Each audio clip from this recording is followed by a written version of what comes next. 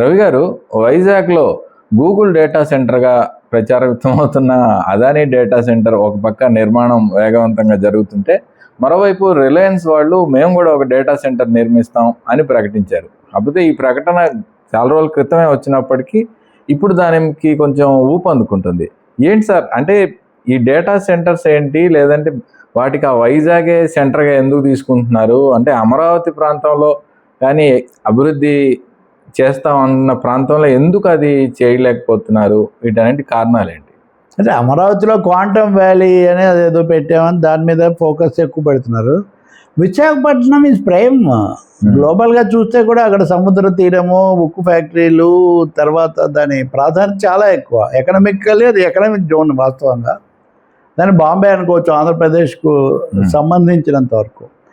కానీ డేటా సెంటర్ల విషయం మీద తీసుకొచ్చారు చూడండి. డేటా సెంటర్స్ అనేవి వాస్తవానికి అవి డేటా స్టోరేజ్ సెంటర్స్.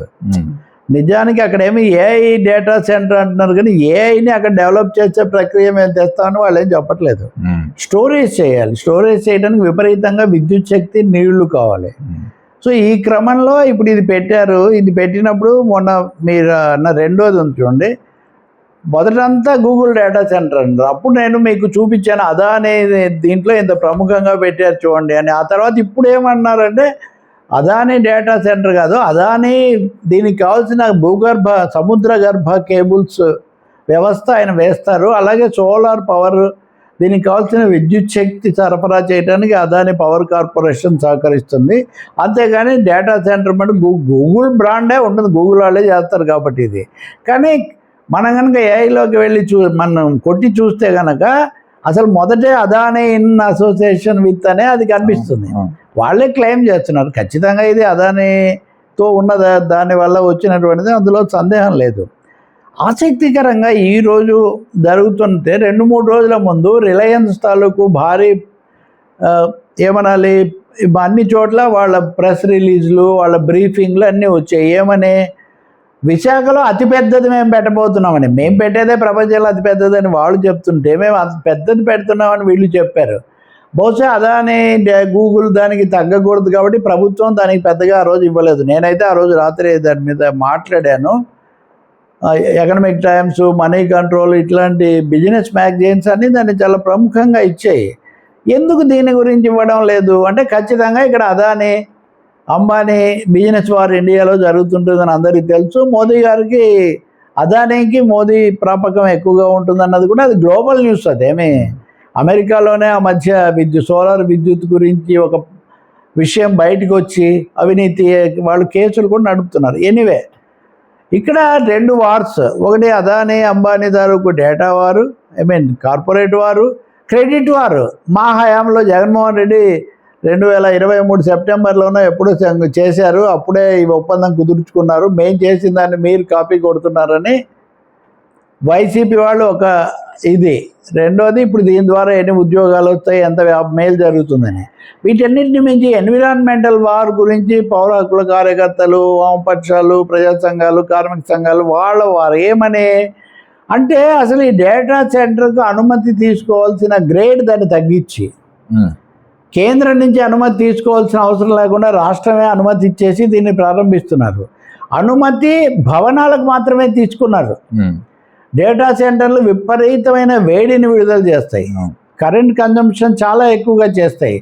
వీటికి పర్యావరణ అనుమతి నిజానికి కేంద్ర స్థాయిలో రావాల్సిందే, కానీ దాని స్థాయి తగ్గించి B2 కింద తీసుకొని పెడుతున్నారు. సో వీళ్ళందరూ న్యాయస్థానాలకు కూడా వెళ్ళారు. మూడోది, ఎందుకు ఇంత రిస్క్ తీసుకోవాలి అంటే, ఉద్యోగాలు 1,88,000 ఉద్యోగాలు వస్తాయి, 1,50,000 కోట్ల పెట్టుబడులు వస్తాయి, డాలర్ల పెట్టుబడులు వస్తాయని చెప్తున్నారు. నిజానికి పెట్టుబడులు అంటే అవన్నీ వాళ్ళు మెటీరియల్ రూపంలో వాళ్ళే తెచ్చుకుంటారు. మన దగ్గర దాని బిజినెస్ వ్యాపార ప్రభావం, కొనుగోళ్ల ప్రభావం మన మీద ఏం పడదు. ఉద్యోగాల విషయం తీసుకుంటే 2,000 ఉద్యోగాలు వస్తాయని అక్కడ చెప్పారు ఆ రిపోర్ట్స్లో అనుమతి కోసం. ఇక్కడేమో 1,88,000 అంటున్నారు.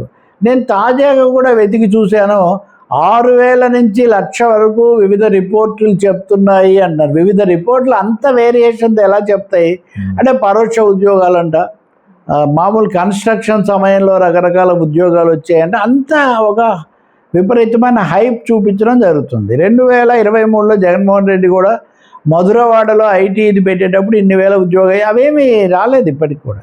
కాబట్టి ఇప్పుడు కూడా ఖచ్చితంగా జరగబోతుంది. భూములు ఇవ్వటము, పర్యావరణ సవాళ్ళు, ఇంతకుముందే విశాఖపట్నంలో చాలా కాలుష్యాలు, చాలా లీకేజీలు ఇవన్నీ కూడా జరిగి అనేక ఉత్పాతాలు సంభవించాయి. ఇప్పుడు ఏం జరుగుతుంది అనేది ఒకటైతే ఓకే, ప్రపంచంలో ఏఐ రాబోతుంది కాబట్టి, గూగుల్ లాంటి ప్రతిష్టాత్మక సంస్థ వస్తుంది కాబట్టి సంతోషిద్దామని అనుకుంటే దాని గురించిన పారదర్శకత లేదు.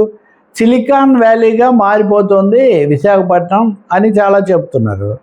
కానీ దాని పక్కన ఉన్నటువంటి ప్రభావాలు ఏంటి, దానివల్ల ప్రయోజనాలు ఏంటి అన్నది కూడా సమాధానం లేదు. ఇప్పుడు రిలయన్స్ని ఎందుకు, రిలయన్స్ వచ్చి ఏం చేస్తుంది, ఇన్నింటినీ భరించగలిగినంత శక్తి అక్కడ ఉందా అంటే, నీళ్లకు మిరించి మీరేం ఆందోళన పడకండి, మేము బాగా లోతు నుంచి తవ్వుతామంట. బాగా లోతు నుంచి తవ్వినా, కొంచెం పైనుంచి తవ్వినా వాటర్ లెవెల్ అది పడిపోతుంది కదా.